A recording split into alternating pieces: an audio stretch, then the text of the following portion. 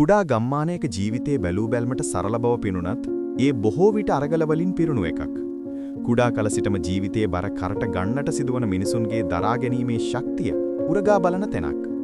වෙල් යායවල් සහ පටු මඩ පාරවල් මැද අඟහිඟකම් පිරුණු පවුලක උපත ලැබූ පිරිමි ළඟයෙකුට ගෙවන සෑම දවසක්ම අභියෝගයක් මෙන්ම පාඩමක්ද රැගෙන එනවා.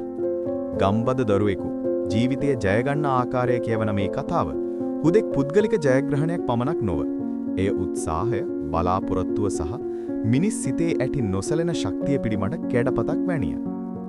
රමේෂ් උපත ලැබුවේ ගමේ කෙළවරක පිහිටි මැටි බිත්ති සහ පිදුරු සෙවිලි කළ කුඩා නිවසක ජීවත් වූ ගොවි පවුලකටයි. ඔහුගේ දෙමව්පියන් එදා වේල පිරිමසා ගැනීමට තම කුඩා ඉඩම් කෙබැල්ලේ රෑ දවල් නොබලා මහන්සි වුණා. අනෙක් ළමයින් නිදහසේ වෙල්යායවල සෙල්ලම් කරද්දී රමේෂ් කුඩා කල සිටම මහන්සි වී වැඩ කිරීමේ අගය ඉගෙන ගත්තා. ඔහු පැල සිටුවීමට, වතුරු දෙමීමට සහ අස්වෙන්න නිලීමට දෙමව්පියන්ට උදව් කළා.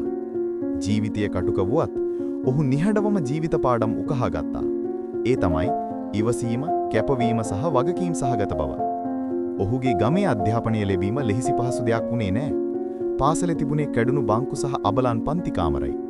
අඩුපාඩුකම් මැද්දේ වුවත් ගුරුවරයා දරුවන්ට ඉගැන්වීමට උපරිම උත්සාහයක් දැරුවා. රමේෂ්ට ඉගෙනීමට තිබුණේ පුදුම ආසාවක්. ගෙදර දොලෙහි වැඩ අවසන් කර සෑම සැන්දෑවකම ඔහු අසල්වැසියන්ගෙන් ඉල්ලාබත් පරණ පොත් කියවුවේ භූමිතෙල් කුප්පිලා අම්පුවේ මලානික ඉලියෙනි. පාසලට යාමට සැතපුම් ගණනක් පයින් යාමට සිදු වූ අතර ගොවිපලේ වැඩ කිරීම නිසා බොහෝ විට ඔහුගේ ගතට දෙඩි විඩාවක් දෙනුණා. නමුත් ඔහුගේ අදිෂ්ඨානය කිසිදා අඩු වුණේ නැහැ.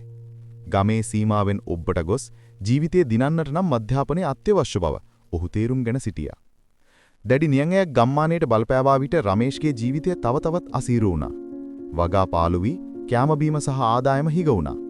ගමේ බොහෝ දෙනා බලාපොරොත්තු අතහැර දමද්දී රමේෂ් ධෛර්යය අතහැරියේ නැහැ. ඔහු ගෙවත්තේ එළවලු වගා කිරීමටත් එළුවන් කිහිප දෙනෙකු ඇති කර කිරි විකිණීමටත් පටන් ගත්තා. කුඩා වයසින්ම ඔහු පවුලේ බර කරට ගනිමින් නායකත්වයක් පෙන්눔 කළා. මේ අසීරු කාලයේ ඔහුගේ චරිතය තව තවත් ශක්තිමත් කළා.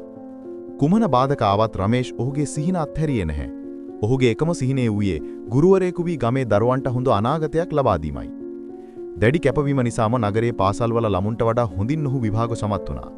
ඔහුගේ දක්ෂතාවය හඳුනගත් කාරුණික ගුරුවරයෙකුගේ උදව්වෙන් ඔහුට නගරයේ ලොකු පාසලකට යන්න ශිෂ්‍යත්වයක් ලැබුණා.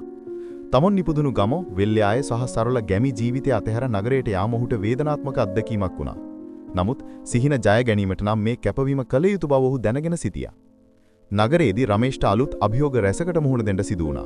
ඉංග්‍රීසි භාෂාව පිළිබඳ ගැටලු, නුහුරුණු පුරුදු සිරිවිරිත සහ පහසුකම් ඇති ළමුන් සමග තරඟ කිරීමට ඔහුට අලුත් අත්දැකීමක් වුණා. මුලදී අපහසු වුණත් ගමේදී ඉගෙනගත්ත දරා ගැනීමේ ශක්තිය ඔහුට හයියක් වුණා. ඔහු වෙනදාට වඩා මහන්සි වී රැවනතුරු පාඩම් කළා. තමන්ගේ වියදම් සොයා ගැනීමට කුලිවැඩ පවා කළා. අවසානයේ ඔහු පන්ති කාමරයේ දක්ෂිතම සිසුවා බවට පත්වමින් ගුරුවරුන් සහ මිතුරන්ගේ ගෞරවය දිනාගත්තා. රමේෂ්ගේ ගමන එතනින් නතර වුණේ නැහැ. සිය අධ්‍යාපන කටයුතු සාර්ථකව නිම කළ රමේෂ් නැවත ගමට පැමිණියේ ගුරුවරයෙකු ලෙසයි. ඔහු ගමේ දරුවන් වෙනුවෙන් කුඩා පුස්තකාලයක් ඉදු කළා. දුෂ්කරිතා ජයගෙන ඉදිරියට යන්නේ කෙසේද දරුවන්ට කියා දුන්නා.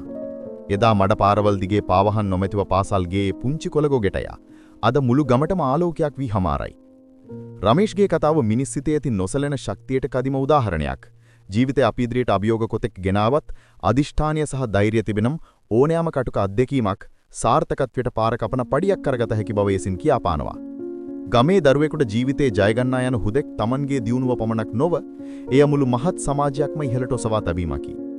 ශ්‍රේෂ්ඨත්වයේ උපදින්නේ වරප්‍රසාද වලින් නොව නොපසුබාන උත්සාහය සහ අභියෝගවලට මුහුණ දෙන වරිරියන්ව. රමේෂ්ගේ ජීවිතය අපට මතක් කර දෙනවා. තමන් උපදුණු ගමේ වෙල්යායේ සිට අදිෂ්ඨානවත් සිතක ඕනම බාධකයක් ජය ගන්න හැකි බව ඔහු ඔප්පු කර පෙන්නනවා.